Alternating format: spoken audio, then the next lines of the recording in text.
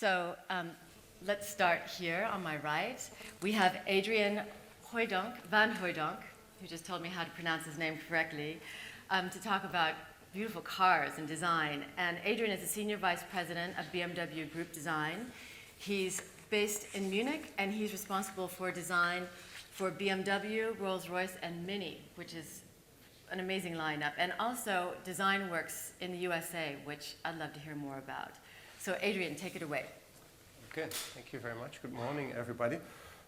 5 minutes is not a long time. In that short time space, I'll try and give you an overview of my idea of innovation, how we work, and it feels more like a text message than a presentation. So I might have to leave off some consonants and maybe some complete words, but I hope you'll get the gist of what I want to say. First off, I'd like to start with my definition of industrial design, and to my mind, it is on the connection point between art and engineering. Like engineers, I think we have to solve a lot of problems. Cars, motorcycles are fairly complex products, but we have to do more than that. Like artists, I feel we have to offer inspiration. We have to connect to the people that buy our products on an emotional level. The work that I do has just been described. There's quite a lot of products that we do each year. I think you are familiar with most of them. Maybe the one in the bottom left might catch you by surprise. It's a train, and that's what we do for other companies. It's not one of our brands. It's not a Rolls-Royce. We do this under DesignWorks Studio, which is a place where we do industrial design for a lot of outside clients, as well as for the brands that we have in our company. Our studios are based around the world. I'm based in Munich, which is where the headquarters are, and where most of our designers work. But we have opened a studio in Shanghai last year. And since about 20 years, we've had a studio in Los Angeles, California, where I was fortunate enough to work also for about 5 years. The team is roughly 650 people, which I agree is a lot. And we have over 15 different nationalities in these 3 locations. You could say that we're doing design 24 hours a day. I try to do a bit less, but I could be doing 24 hours as well. So, like I said, I think we need to solve problems as well as offer inspiration. How do we do it? Obviously, we deal with creativity. I let the designers actually explore ideas very freely at the early stages of a process. We make, I think, beautiful renderings, lots and lots of them. This is somewhat of a process that is not closely controlled, and that might be a surprise. I think it's essential that people can experiment and that they are curious, that they're never satisfied with the way the products or the world look. Maybe a bit more surprising, this too is something that we did in our studios a couple of years ago. It's a wood sculpture, as you can tell. It's probably harder to recognize it as a dashboard of a car. In this project, which was an advanced design project, we were trying to figure out if we could break up the volume of what is otherwise a fairly large part of a car, to actually deal with all the elements in a different way. And the designers did, in fact, first build this wood sculpture and then interpreted that in a car.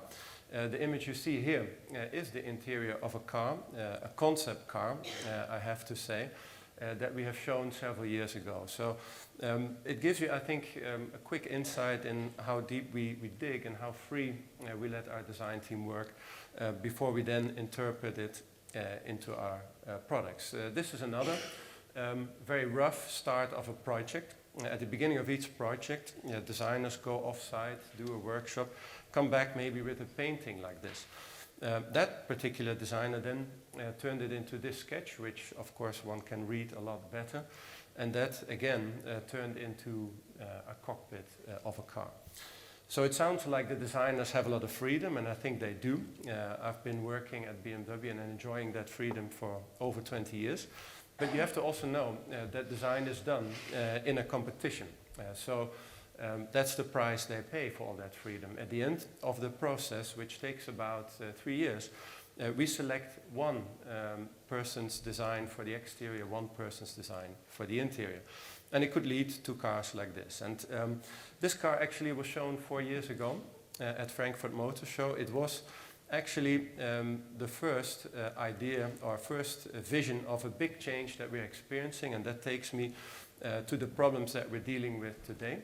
As you probably are aware, mobility is changing. Certainly in urban environments like London, it has to change.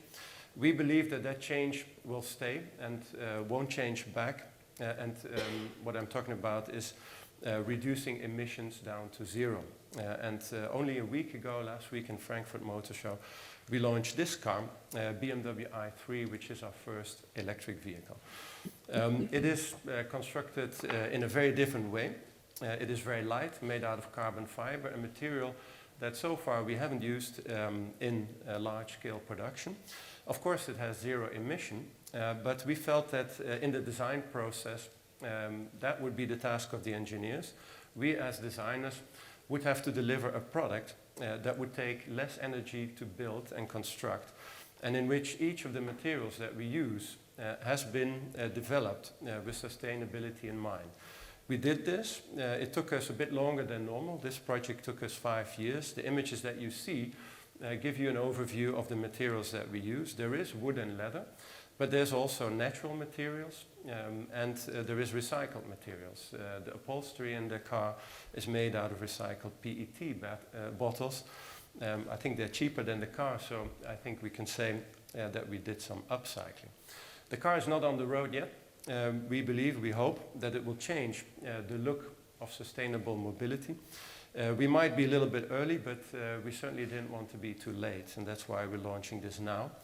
I believe then, as a designer, we are actually experiencing a very, very interesting period in time in car design, if I can speak for that, because there is a lot of technological change.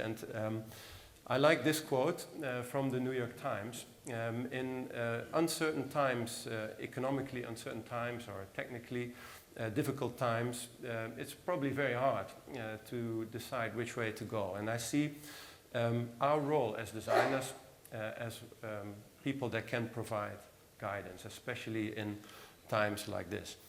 And I think I managed that within the time. So I'm an experienced text messenger, as you can see. I'll just leave it at this. Normally I would send a couple of hearts and some smileys. So thank you very much.